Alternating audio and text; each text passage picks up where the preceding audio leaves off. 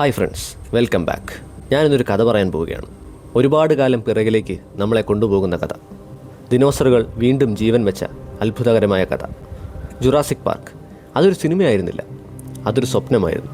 Steven Spielberg എന്ന cinema മാന്ത്രികൻ നമ്മുടെയൊക്കെ കുട്ടിക്കാലത്ത് തീർത്ത ഒരു മായാസ്വപ്നം. ആ സിനിമ കണ്ട് ഭയന്നും അത്ഭുതപ്പെട്ടും നമ്മളിൽ പലരും സിനിമയെ സ്നേഹിക്കാൻ തുടങ്ങി. 1993 ജുറാസിക് പാർക്ക് റിലീസ് ചെയ്തത്. ലോകം അതിനെ ഇരു കൈയും നീട്ടി സ്വീകരിച്ചു. സിനിമയിൽ ദിനോസറുകളെ കാണിച്ച രീതി, അന്ന് വരെ ആരും കണ്ടിട്ടില്ലാത്ത ആനിമട്രോണിക്സും CGIയും കൂടെ ഒരുമിപ്പിച്ച ആ മാന്ത്രിക വിദ്യ, അതൊരു വിപ്ലവമായിരുന്നു. കൃത്യം 4 വർഷങ്ങൾക്ക് ശേഷം 1997 ദ ലോസ്റ്റ് വേൾഡ് എന്ന ജുറാസിക് പാർക്കിൻ്റെ 2ാം ഭാഗം പുറത്തിറങ്ങി. ഈ സിനിമയും സംവിധാനം ചെയ്തത് സ്റ്റീവൻ സ്പിൽബർഗ് തന്നെയായിരുന്നു. ആക്ഷൻ രംഗങ്ങൾ കൂടി, ദിനോസറുകളുടെ എണ്ണവും കൂടി. പക്ഷേ ആദ്യ സിനിമ തന്ന ആ ഭയവും ആകാംക്ഷയും ഇതിനുണ്ടായിരുന്നോ? ഇല്ലെന്ന് പറയേണ്ടി വരും. ഈ സിനിമ ഒരു സ്റ്റാൻഡേർഡ് മോൺസ്റ്റർ മൂവി പോലെയായി മാറി.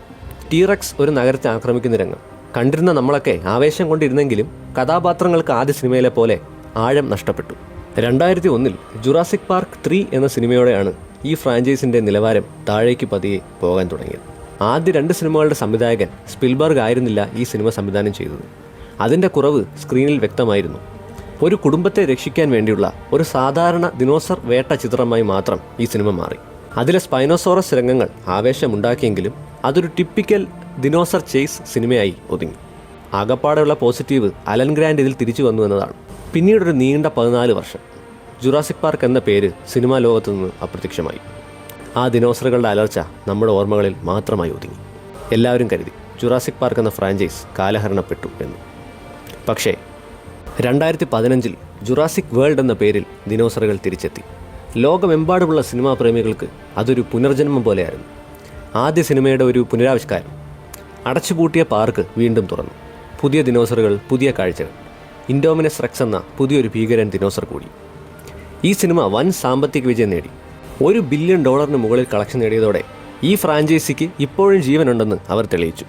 എന്നാൽ ഒന്ന് ശരിക്കും ആലോചിച്ചാൽ ഈ പുതിയ കാലഘട്ടത്തിലെ സിനിമകളിലാണ് ഈ ഫ്രാഞ്ചൈസിക്ക് അതിൻ്റെ ആത്മാവ് നഷ്ടപ്പെട്ടത് എന്ന് മനസ്സിലാവും. ജുറാസിക് വേൾഡിന് ശേഷം വന്ന ഫാളൻ കിങ്ഡം, ഡൊമിനിയൻ, പിന്നെ ഇപ്പോൾ വന്ന ഈ റീബർത്ത് തുടങ്ങിയ സിനിമകൾ ശ്രദ്ധിച്ചു നോക്കൂ. എവിടെയാണ് അവർക്ക് പിഴച്ചത്? നമുക്ക് ഓരോ പോയിന്റുകളായിട്ട് പരിശോധിക്കാം. ഒന്നാമത്തെ പോയിന്റ്, കഥാപാത്രങ്ങളുടെ ആഴമില്ലായ്മ. ആദ്യത്തെ സിനിമയിൽ doctor Grant, doctor Sattler, Ian Malcolm എന്നിവയ്ക്ക് വ്യക്തമായ സ്വഭാവവും ലക്ഷ്യങ്ങളും ഉണ്ടായിരുന്നു. എന്നാൽ പുതിയ സിനിമകളിലെ കഥാപാത്രങ്ങൾ വെറും ഒരു ആക്ഷൻ സിനിമയിലെ നായകനും നായികയും മാത്രമായി ഒതുങ്ങി. രണ്ടാമത്തെ കാരണം എന്ന് പറയുന്നത് CGIയുടെ അമിത ഉപയോഗമാണ്. ആദ്യ സിനിമയിൽ CGIയും ആനിമട്രോണിക്സും തുല്യമായിരുന്നു. അതുകൊണ്ട് തന്നെ ആ ദിനോസറുകൾക്ക് ഒരു ജീവനുണ്ടെന്ന് തോന്നിപ്പിച്ചു. പക്ഷെ പുതിയ സിനിമകളിലേക്ക് വന്നാൽ എല്ലാം CGI ആണ്. ഒരു ദിനോസർ വരുന്നത് മുതൽ അതിൻ്റെ ഓരോ ചലനത്തിലും CGI വ്യക്തമാണ്. ഇതാ ഭയത്തിൻ്റെ തീവ്രത കുറച്ചു. ഒരു ഗെയിം കളിക്കുന്ന ഫീലാണ് പ്രേക്ഷകരിൽ ഇതുണ്ടാക്കിയത്. മൂന്നാമത്തെ കാരണം എന്ന് പറയുന്നത് ഭയത്തിന് പകരം ആക്ഷൻ ഇമ്പോർട്ടൻസ് കൊടുത്തതാണ്. ആദ്യ ജുറാസിക് പാർക്കിൻ്റെ ക്ലൈമാക്സ് എന്നത് വൈദ്യുതി പോയ ഒരു പാർക്കിൽ നിന്ന് രക്ഷപ്പെടാൻ ശ്രമിക്കുന്ന ഒരു കൂട്ടം ആളുകളായിരുന്നു. അതിനൊരുപാട് ക്യൂരിയോസിറ്റിയും ഭയവും ഉണ്ടായിരുന്നു. ടീറക്സിനെ നേരിട്ട് കാണുന്നത്, അല്ലെങ്കിൽ റാപ്റ്ററുകൾ കമ്പ്യൂട്ടർ റൂമിൽ വേട്ടയാടുന്നത്, അതൊക്കെ ഭയത്തിൻ്റെ മാസ്റ്റർ ക്ലാസ് സീനുകളാണ്. എന്നാൽ പുതിയ സിനിമകളിലേക്ക് വന്നാൽ ദിനോസറുകൾ വെറും ഒരു ഫൈറ്റിനുള്ള ഉപകരണങ്ങളായിട്ട് മാറി. ടീറക്സും ഇൻഡോമിനസ് റെക്സും തമ്മിലുള്ള ആ ഫൈറ്റ് ഒരു ഗോഡ്സില്ല വേഴ്സസ് കോങ് സിനിമ കാണുന്നത് പോലെയായിട്ട് മാറി. ഇനി മറ്റൊരു കാരണം എന്ന് പറയുന്നത് യുക്തിയില്ലാത്ത സ്റ്റോറിയാണ്. ജുറാസിക് വേൾഡ് ഡൊമിനിയനെ കുറിച്ചാണ് പറഞ്ഞു വരുന്നത്. ലോകത്ത് ദിനോസറുകൾ ഇറങ്ങുന്നു, ആളുകൾ അവർക്കൊപ്പം ജീവിക്കുന്നു, പശുവിനെയും ആടിനെയൊക്കെ പോലെ അവരെ വളർത്തുന്നു, അവർക്കൊപ്പം ജോലി വരെ ചെയ്യുന്നു. ഇത് തിയേറ്ററിൽ കണ്ട ഒരു പ്രേക്ഷകനും ചിരി നിർത്താൻ പറ്റിയിട്ടുണ്ടാവില്ല. ഇനി നമുക്ക് ഏറ്റവും പുതിയ സിനിമയായ റീബർത്തിലേക്ക് വരാം. ഈ സിനിമയുടെ പേര് ഒരു പ്രതീക്ഷയൊക്കെ നൽകി, പഴയ പ്രതാപത്തിലേക്കുള്ള ഒരു തിരിച്ചുവരവ്. പക്ഷേ ഇതൊരു റീബർത്തായിരുന്നോ അതോ റീഹാബായിരുന്നോ? ഈ സിനിമയിൽ എനിക്ക് ആകപ്പാടെ ഇഷ്ടപ്പെട്ട ഒരേ ഒരു സീൻ ഇതാണ്. മറ്റൊരു സീനും എന്നെ എക്സൈറ്റ് ചെയ്യിച്ചില്ല.